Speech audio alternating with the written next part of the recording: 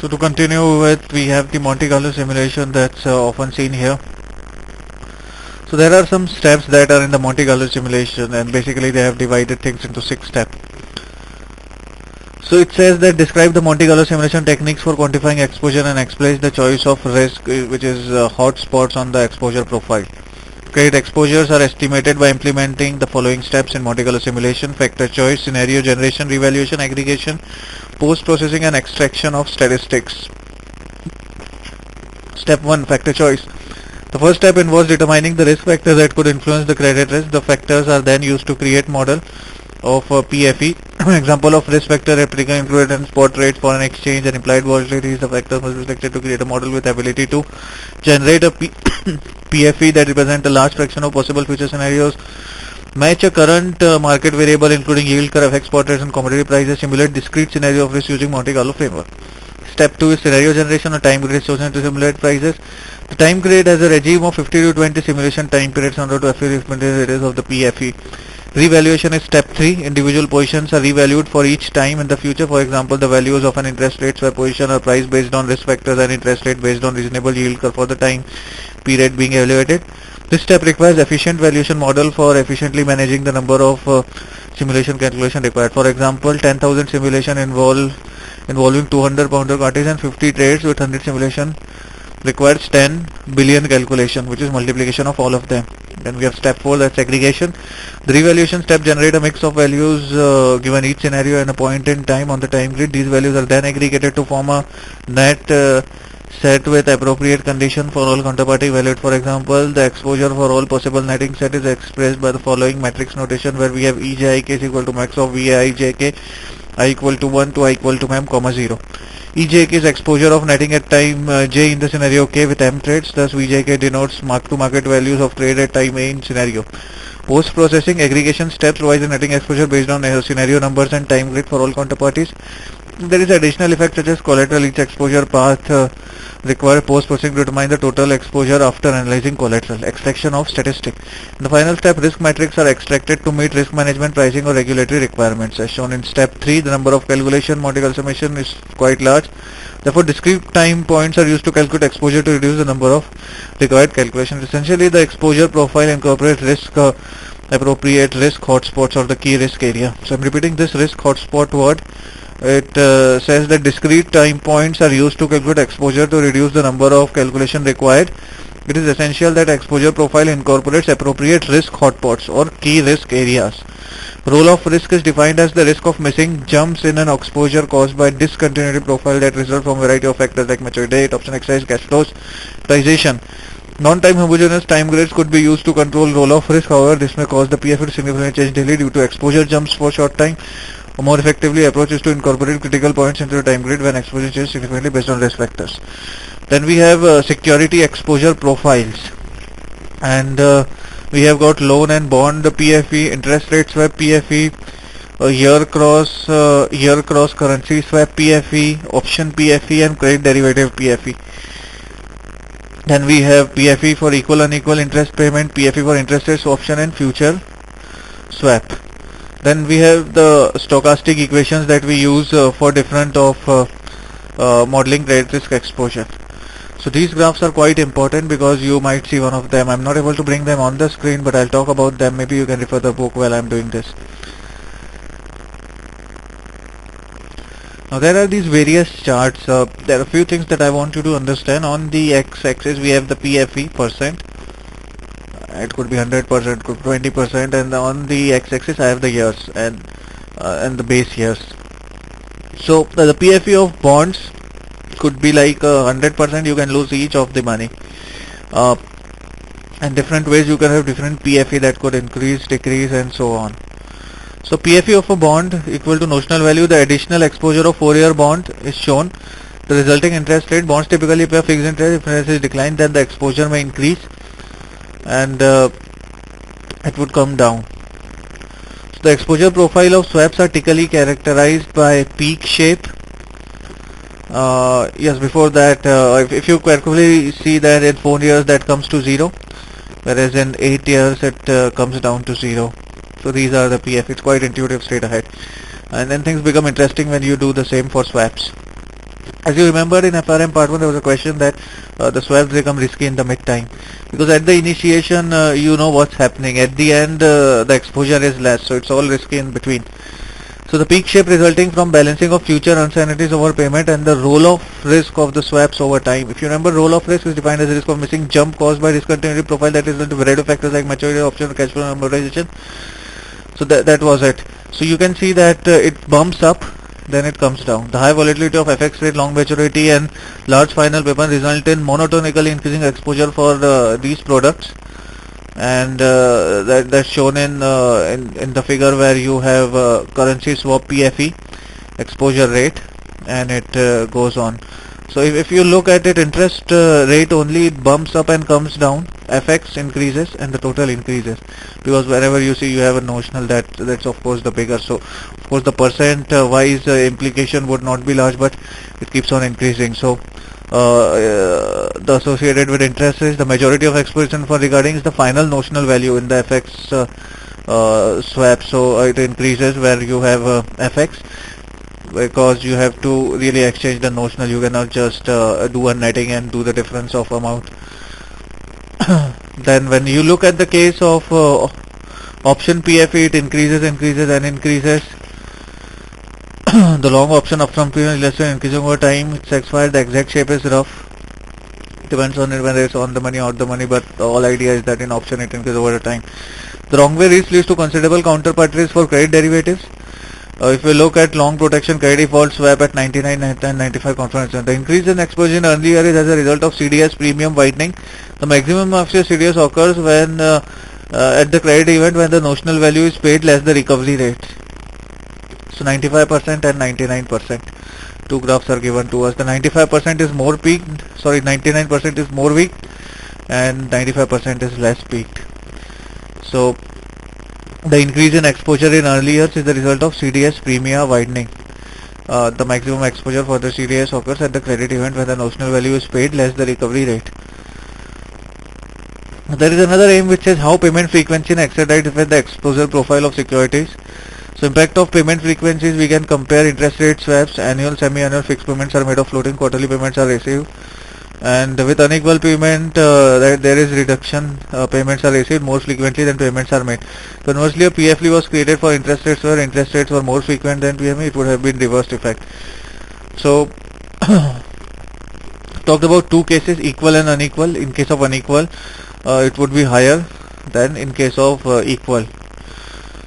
And they have shown the graph. So, it again bumps up and comes down. Externalized rates is more complex exposure as illustrated. So after giving the payment, it comes down because it's less probability that you are going to still default as compared to equal payments. Exercise rates result in more complex exposure profile, and it keeps moving up and down when you have those exercise rates in zigzag kind of a movement. So the swaption is an example of swap settled. For the expiration date, the payment frequency also differs for swaption. When compared to a forward swap, and notice that exposure is greater than swaption prior to 1 year, notice exercise rate. Conversely, this relationship reverses after exercise point, and the exposure for forward swap is greater than the exposure for swaption. They could ask you which is greater. The exposure for forward swap is greater than the swaption. The greater exposure is due to the fact that forward swap has a positive value and swaption is not exercised. Then we have risk neutral versus probabilistic measure. So risk neutral parameter often assume an arbitrage free pricing where hedging is used. Conversely, when exposures are calculated for risk marketing payment, the parameters are not risk neutral but based on historical data and common sense. Parameters used for drift and volatilities are market driven risk neutral and may not always reflect the historical data or expected values. The length of the data used for parameter estimation important implication. A shorter data simply results in a poor statistics, while longer data gives more weight to older and less relevant data. For example, when volatility of market suddenly increases, the model using longer payment will only gradually reflect the increase as data sample moves forward in time, and implied volatility will reflect the market uncertainty immediately. However, caution should be taken when applying implied volatility parameters in exposure. This could be illustrated in a counterparty risk, interest rate drift, and longer period of time. There are few equations. I'll probably go through them at a later point in time What those equations are that for equities, when we look at something, we are going to use a different model, which is geometric Brownian motion. For foreign exchange, we are going to use this geometric Brownian motion, but we'll use a drift parameter.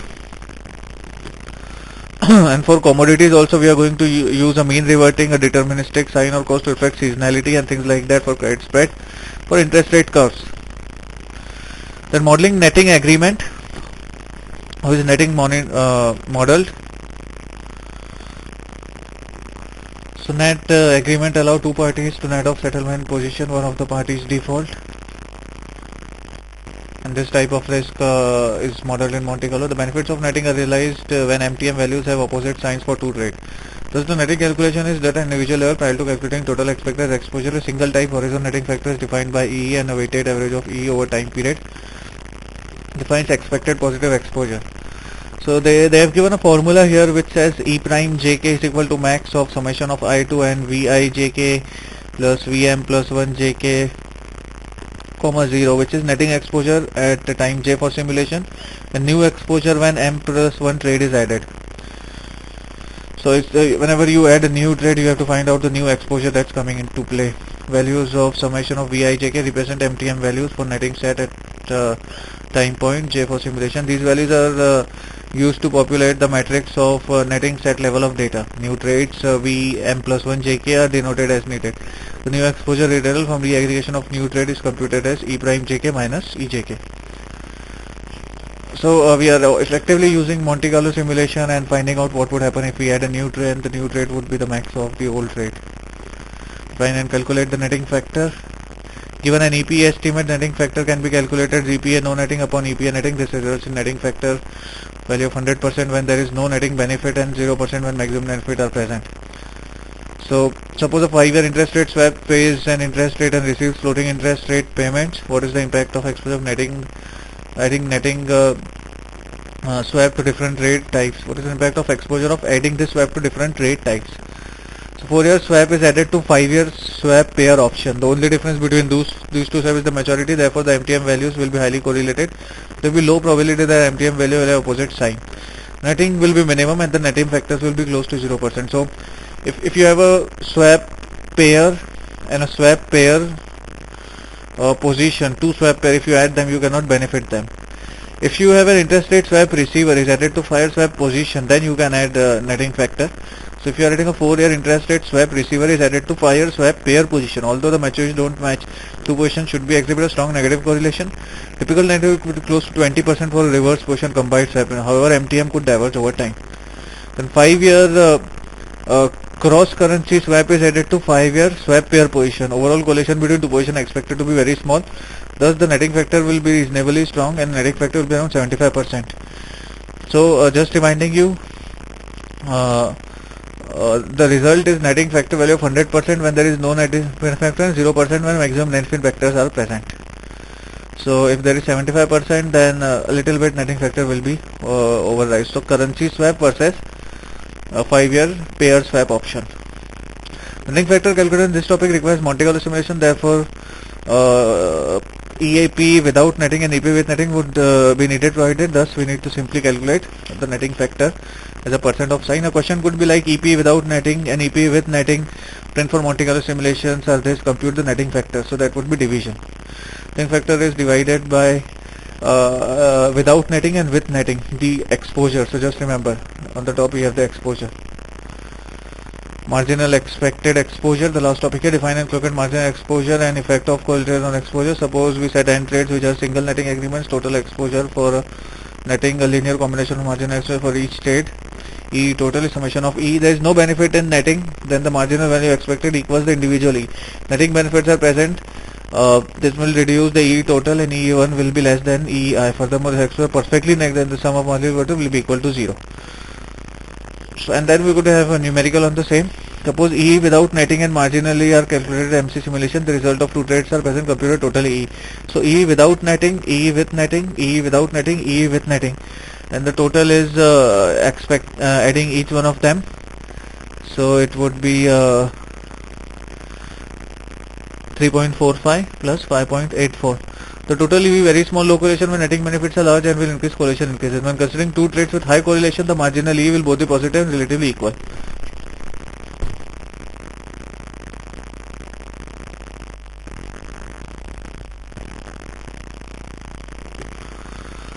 So correlation plays a very important role. Is the main thing that we want to look at. Few reminders here that would help you. Single factor equity model is used using geometrical boundary and motion. Commodity, we add a mean reverting. Commodities add a seasonality component. Credit spread and poison jumps are used to capture the default risk. Let's look at some of the questions that you can get here. Which of the following component is not an add-on approach for quantifying credit risk exposure? So the add-on method for quantifying credit exposure requires the nature and volatility of underlying letter as well as the time horizon. So that is the add-on method. Just remember that.